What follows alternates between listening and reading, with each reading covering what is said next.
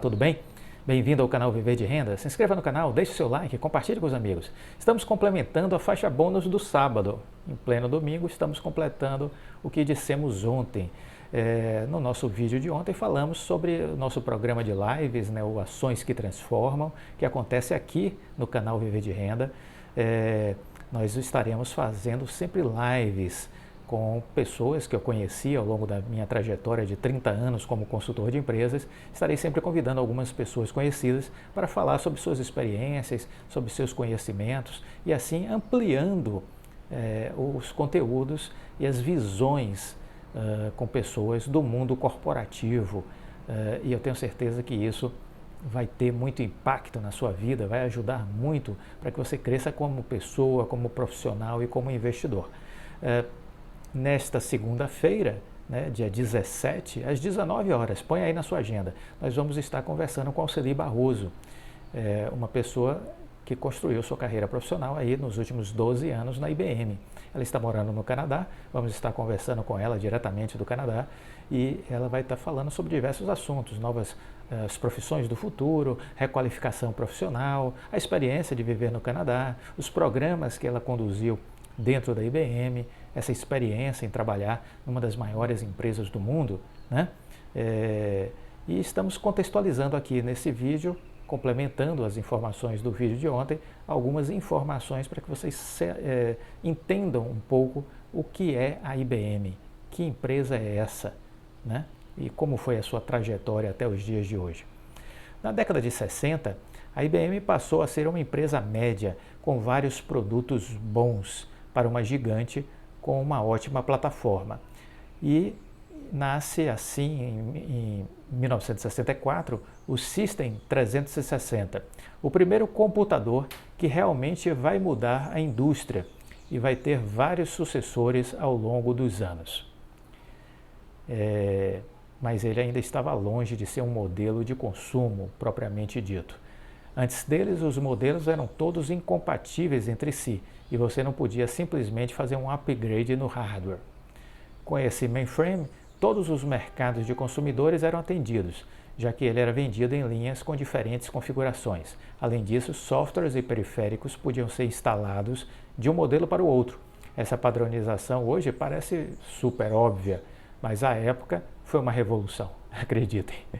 Nessa década, surge nos laboratórios da IBM a DRAM, a memória de acesso que usa a carga de capacitores para armazenar dados, e a linha de máquinas de escrever Selectric.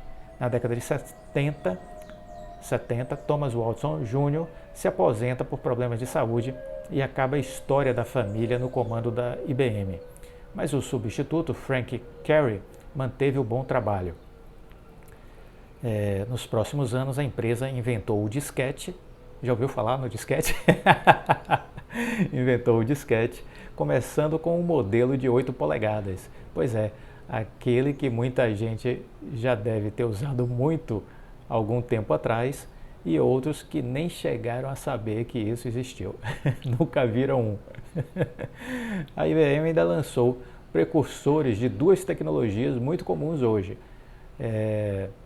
Um pai das máquinas automáticas de banco e o IBM 3660, um terminal de passar produtos em supermercados.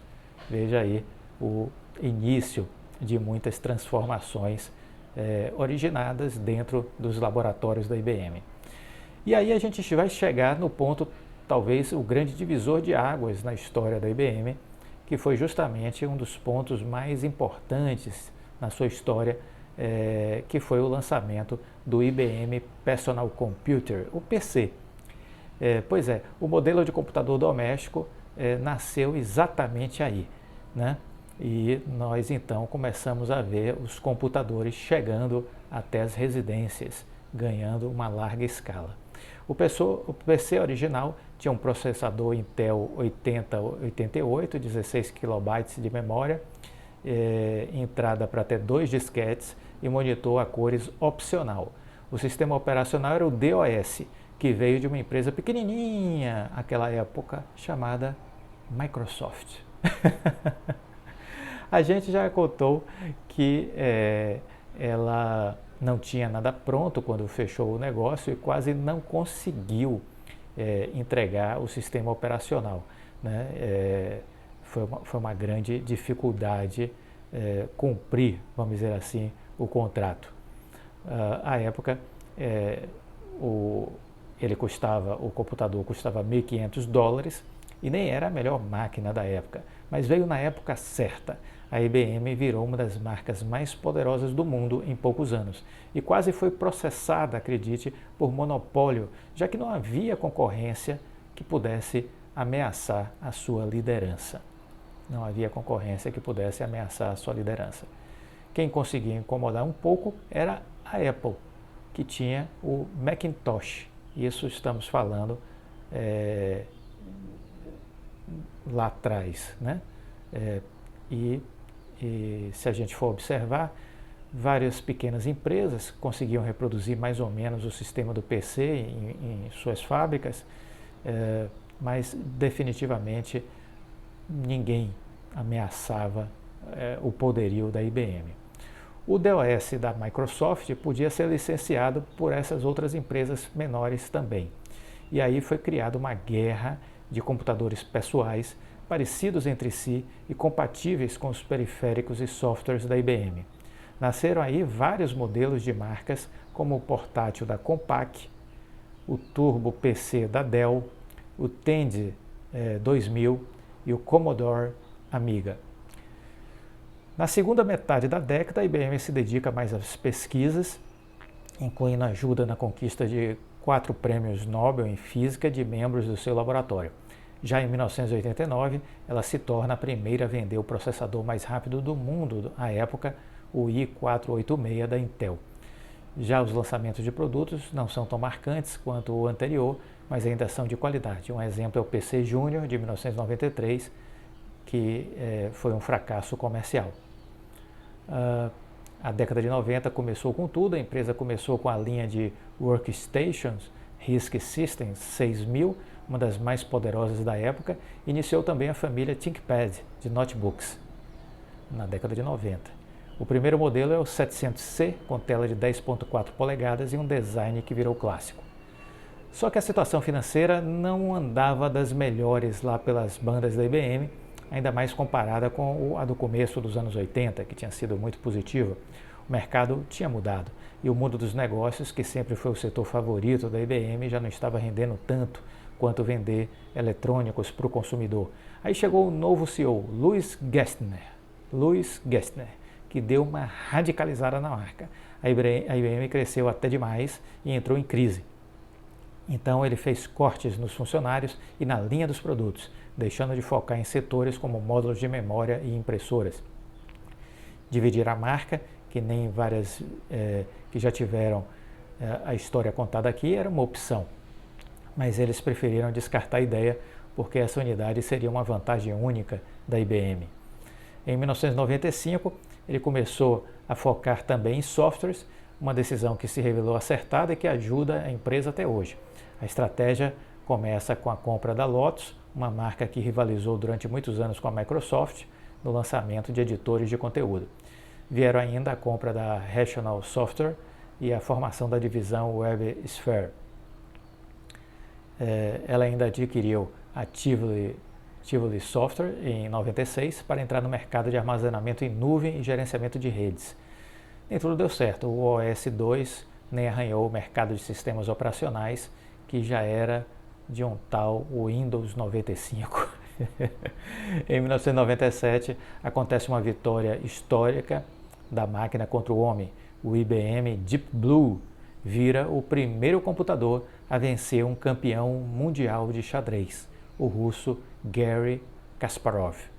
A máquina calculava cerca de 200 milhões de jogadas por segundo. Isso foi um marco na história mundial, isso chamou a atenção de toda a mídia, repercutiu muito essa vitória do computador para o maior enxadrista do mundo, né, à época. Na virada do século, a IBM está bem diferente, quando a gente vê agora os novos tempos, né? Ela é muito respeitada em software, serviços empresariais, pesquisas, supercomputadores. Alguns produtos perdem força como com o consumidor e ela volta a atuar mais nos bastidores.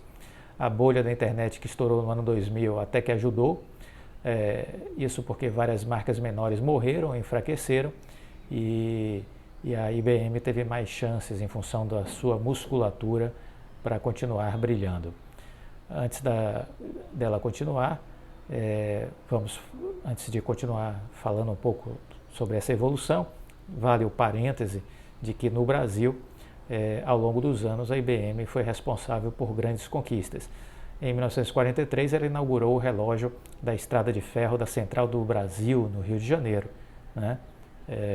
Em 1961, saiu o IBM 1401, o primeiro computador totalmente montado aqui no Brasil.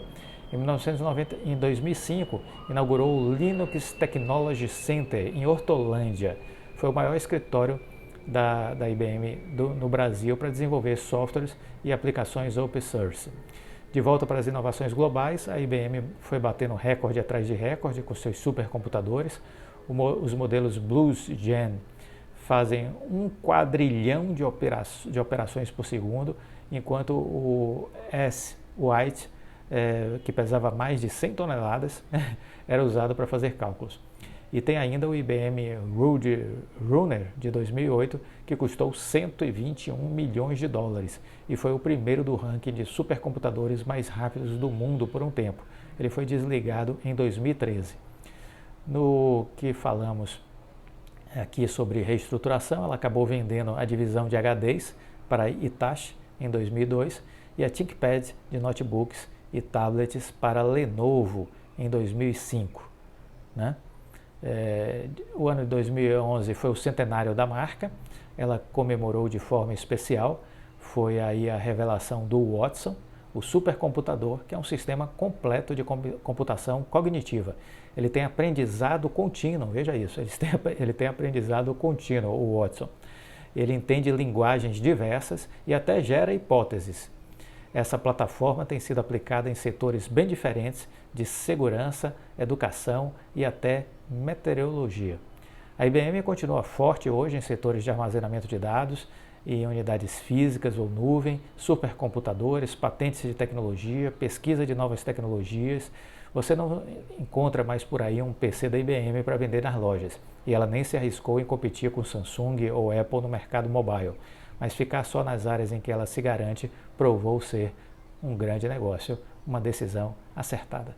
Muito bem, falamos aí sobre IBM e amanhã, coloque na sua agenda, às 19 horas, vamos ter uma conversa com a Alceli Barroso, uma profissional da IBM, 12 anos e meio mais ou menos aí de carreira profissional na empresa.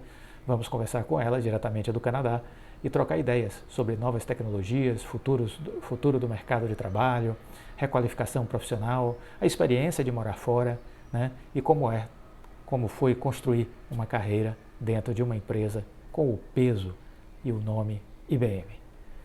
Fique com Deus. Até a próxima. Deixa o like. Tchau.